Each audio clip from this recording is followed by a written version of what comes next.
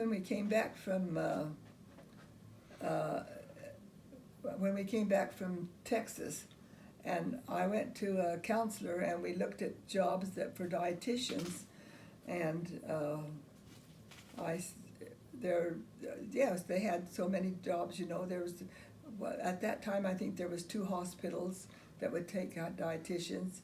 You could teach. I didn't have a degree, a teaching degree at that time, but you could teach. But that was always, that would have to be a high school teaching, and so there wasn't that many places to get a job for you know, for me. Yeah. And so then we looked at elementary education.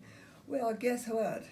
There's 100 at least. Because there were hundreds of young men, little boys and little girls in that new sprawl of Orem.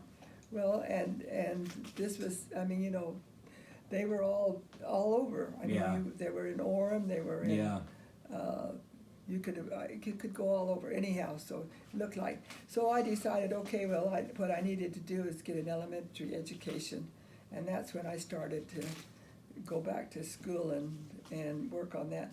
Of course, this was at the time also that I was having Jennifer and Debbie. And did you go to school during the school daytime? At night. At night. So Dad would.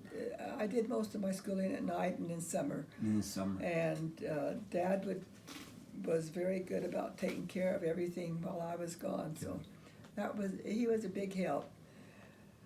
I got my degree in. I started teaching in 1975, but I had my degree about 2 or 3 years earlier than that, and I kept trying to apply, you know, and the person that was over the hiring would say, "Oh, it's coming, you won't be," and finally I just took it in my hand and went to the superintendent at Alpine School District, and went to the superintendent. I think his name was Hatch, but I don't remember for sure. Anyhow, I told him, I says, you know, they keep telling me and they don't do it. And so I says, and so he got me the job. That sounds like you too, just taking the reins and doing it. Gosh, I'm really... Geneva. What? Geneva? Geneva School. Geneva Elementary. Dr. Madison was the principal. Yep. And Geneva Elementary. How did you like teaching school? Well, I liked it. Yeah. I liked it better than being a dietitian, doing that sort of thing. It was more working with what I've always was used to. All kids. Yeah. And first grade was a very good one for me to start out. I had a lot of help. One of the teachers that I worked with for a long time was Marie Merrill, and she helped me at the beginning, and we worked for... She mentored you much of that. Yeah, she did a lot of mentoring. Yeah. And she, for about 20 years, she left before I did. Yes. Because she went, but she was a good helper, and we worked well together. Still a friend. Then there was Hardy. What's her first name? Mary Hardy. Mary Hardy. Mary Hardy. Was she... She was a first grade teacher. Okay. And she, I think we were in the same ward at that time. Was this the Hardy that Greg and Jeff and Mark? It was one that Mark really had a good friend, Okay. Dave Hardy. Dave Hardy, you're right. Yeah, and so I think we were. So she was a teacher at Geneva also. No, she wasn't at Geneva, but she was a first grade teacher, and she knew so she took me I see. And helped me, just gave me some pointers about what to do and how to do it. Oh, fantastic. I look back on my first years of teaching, and I think, oh goodness, I could have done a lot better, but you have to live and learn. Yeah, you were ready to retire. You had it all down, and I was pretty well knowing what to do, but it was a challenge. But there again, Dad was a big help. Yeah. Your kids were a big help. Yeah. Michelle was my real help. Yeah. She was the one that when I first started teaching, Debbie was still, in kindergarten. And so I think I'd take her to kindergarten ward, and Michelle would pick her up when she got out of school. I see. Yeah. Well, no, she did. I must have gone to work before she went to kindergarten, because when she went to kindergarten, she came home by herself, and I took her to school, and then she came home and she would go to bed. She would take a nap. Oh. Every time, and then by the time Michelle came, well, she had her nap, so. Oh. So that's how it was. Debbie was a good one to take naps. So. Yes, she was. Anyhow, that was it, and so I had help, and you live and learn. Yeah. Teaching was something that. But I liked teaching. I thought that was a good thing. I'm glad I was that instead of a dietitian. I loved Orem. Uh-huh. I had some good friends there. You did. Helen and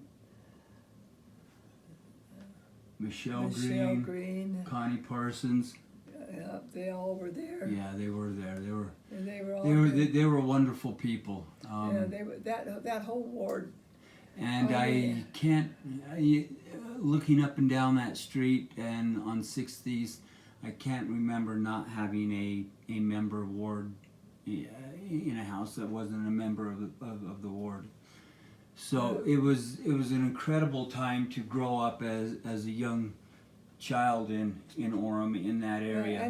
And that was one of the reasons I liked it so well, is that I didn't really ever worry. Yeah. I mean, you know, we had 10 mothers. If you went down to a place, or you know, if you went to Moots's, well, Mm-hmm. if you didn't do right, well, she could have popped you, and I would have said, "Good, I'd pop him when he gets home." Yep, and I got pops a lot. And so, you know, that was sort of how life was. Yeah, it was. And they all teased me because I used a cowbell, and Everybody knew when it was dinner time. Yep. Everybody knew. Everybody When knew. when the dinner bell rang, we would just run home and eat right. dinner, and sometimes go back out if it was summer or that was the Yeah. end of the day. You got to get your stuff. That was just the way we got you all here. Yeah. It was You a good need place. you need things like that with nine kids. You know, you need to have that coming in time, and how do you get them all there? Yeah, that was just a reasonable thing. Anyway, it was a good time. It was. It was a good. Did you enjoy the house up in Spanish Fork Covered Bridge? I enjoyed that, but one of the more reasons I liked that was because it was such a hangout for my family. Yeah. I mean, there was always some place to go on the 4th of July. Yes. There was always some place to go on the 24th of July. Yes. You could always go there in this winter time and have fun. Yeah. There was always something to do. It was a good place to have grandkids. And you kept raising Susan, Jennifer, and Debbie. All moved to that house, and then they went to Spanish Fork High, and so that was kind of their growing up house was in Spanish Fork.